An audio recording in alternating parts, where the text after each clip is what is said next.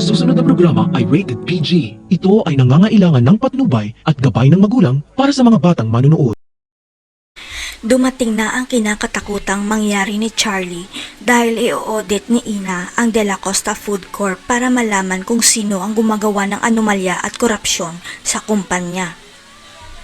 Sa pag-upo ni Ina bilang CEO ng De La Costa Food Corp, sunod-sunod ang natutuklasan niyang anomalya kaya nararapat lang na paimbestigahan ni Ina ang bawat departamento.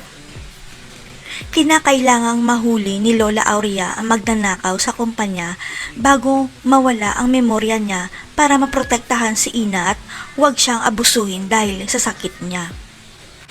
Kaya kumilos na kaagad si Charlie at sikretong kinausap si Dindo na gumawa sila ng bagong audit report para hindi mahuli ang anomalya nilang ginagawa sa kumpanya.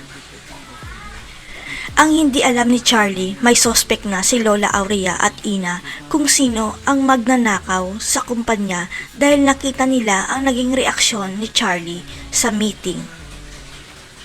Ang hindi alam ng lahat, sikretong pinalagyan ni Lola Aurea at Ina ng CCTV ang buong kumpanya at isinagawa ito ni Erwin sa gabi dahil wala ng tao sa loob ng building. Dahil sa nangyari kay Ina, napagdesisyon na ni Lola Aurea na palagyan ng CCTV ang bawat sulok ng building at opisina para hindi na mauulit pa ang nangyari kay Ina.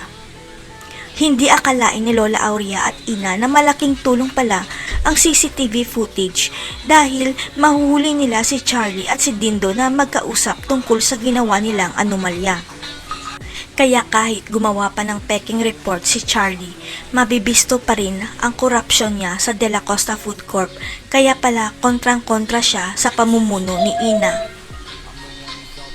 Kaya sa darating na meeting, ilalantad na ni Ina sa lahat na si Charlie ang magnanakaw sa De La Costa Food Corp, kaya dapat lang siya patalsikin para huwag siyang tularan ng iba.